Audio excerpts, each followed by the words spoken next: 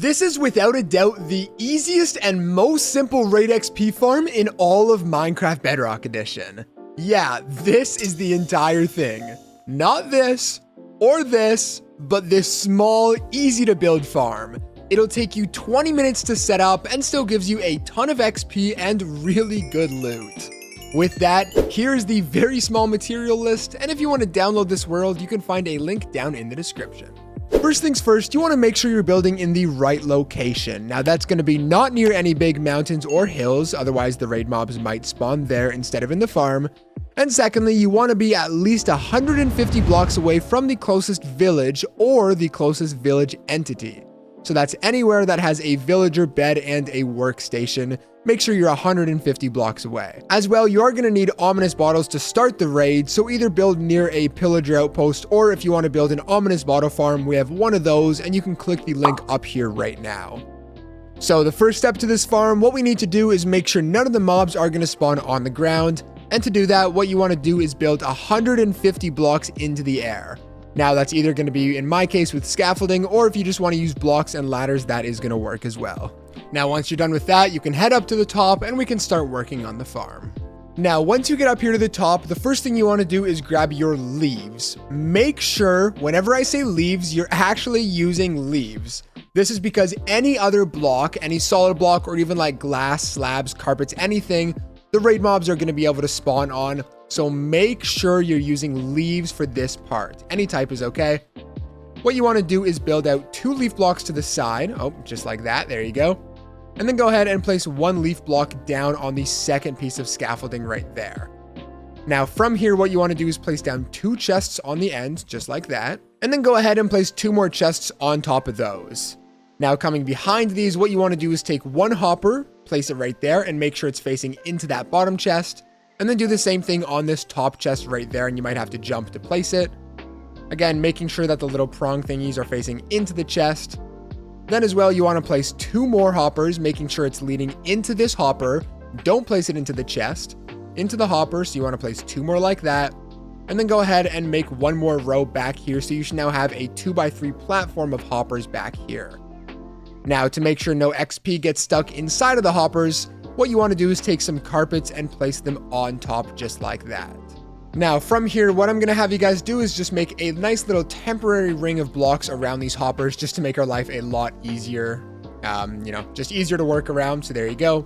What you want to do is place 2 blocks on that side, 2 blocks on that side, and 3 blocks on the back. Now make sure this is a solid block. I'd recommend not using glass because sometimes the Ravagers are actually going to glitch through the glass. Bug rock is crazy. It's just a lot safer to use a solid block. Now, once you have all of those placed down, you can actually come here, go ahead and break as many of these temporary blocks as you can because we're not going to need to use them anymore. So perfect. There we go. Now, we actually want to place 1 more block on the front right there as well. So you should have a shape that looks like this. And then you want to bring this up 1, 2, 3, 4 more blocks. So it's a total of 5 blocks tall. And then of course do that for the entire chamber. Now once you're done placing down all of those blocks, what you want to do is take some leaves again and place them on the top here, ensuring that no raid mobs are going to spawn on the top. And then as well, you're also going to want to place 2 leaf blocks right there. Now hopping back down here, what you want to do is take some more solid blocks and you want to place them like this until you have 1 block gap right there. And then go ahead and take 2 slabs and place them like that.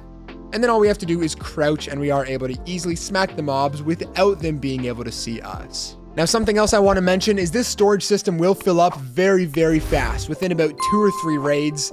And so if you want to extend it, it's very simple. All you need to do is the exact same thing, add more chests underneath, and then just take some hoppers and just lead them into the corresponding chest so it looks like this. And there you go, you now have an extended storage system. Now, the next thing we're going to work on is the villager's house. Now, you can make it anywhere, to the side of the farm, above, below, it doesn't matter. But just to make it as easy as possible, we're going to build it right up here at the top. So the first thing you want to do is come to the opposite side of your front, and then go ahead and place down 2 leaf blocks right there, and then 2 temporary blocks right after that. So it looks like this.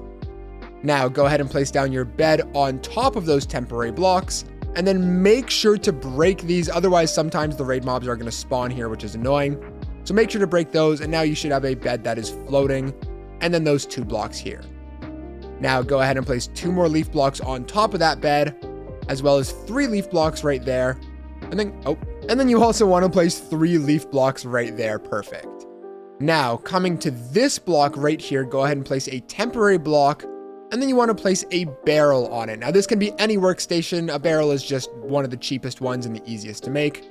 And then go ahead and place a torch on the front to make sure no mobs spawn here and kill your villager. And then also you want to place down 4 blocks right here. So you should now have a little containment area for the villager that looks like this. And now we actually need to get the villager inside of this area. Now this process can be a little complicated, although it really doesn't have to be. All you really need is a villager inside of a boat and then a lead. Now first of all, make sure your villager is not a nitwit villager, otherwise the farm is not going to work because it needs to be able to get a profession. So once you've got your villager, all you want to do is take a lead, right click on there, and then go up. And as you can see, your villager will follow you all the way up to the top. Now, once you get up here to the top of your farm, what we need to do is get that villager inside of that area we just made. So first of all, make sure he's not underneath of the blocks. So you might just want to build to the side like this until he pulls over. Perfect. Now, what you actually want to do is build up. And just keep building up. You want to build until you're significantly higher than that area we just made. Don't be at the same level. There you go. So you should be a little bit above it. And then all you want to do is just bridge over top of it and the villager will follow you over. And then all you want to do is just do your best and kind of place this villager. It can be a little complicated, but there you go. Just place him over top of this area, break that boat, and then he should pick up the profession of the thing you have there. And then just kind of go ahead and push the villager into your area. So perfect, there you go. We now have the villager inside of this. Now from here, what you want to do is place 2 temporary blocks, or not temporary, 2 leaf blocks, sorry, over top of this villager, making sure that no mobs are going to spawn and kill him. And then go ahead and break every single one of these temporary blocks. Make sure they are all broken. And the final thing you want to do for oh wait, no, there is no final thing. That is the entire farm. There you go. Your Raid XP farm is actually done, and I'm going to show you how to use it now. So let me just hop down here into survival mode really quickly.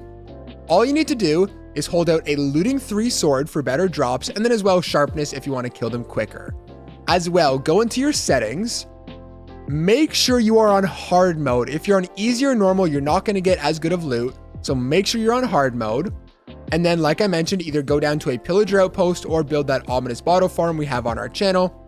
Drink your ominous bottle, and there you go. Your raid is now going to start. And as you'll see, the raid mobs are going to spawn in this area. Now, while you're waiting for this raid to start, it's definitely not a bad idea to just add yourself some walls so you don't accidentally walk off the edge while using this farm. I can't tell you how many times I have done that. But there you go, and as you can see at the top, the raid is now starting. Now you just keep killing these mobs over and over until eventually you are now the hero of the village. As you can see, you're able to collect all of the XP, and then like I mentioned, all of the drops went down inside of this bottom chest. Well, there you go, a super easy Raid XP farm. If you want to download this world, you can find that down in the description. Leave a like and subscribe for more, and I'll catch you guys in the next one.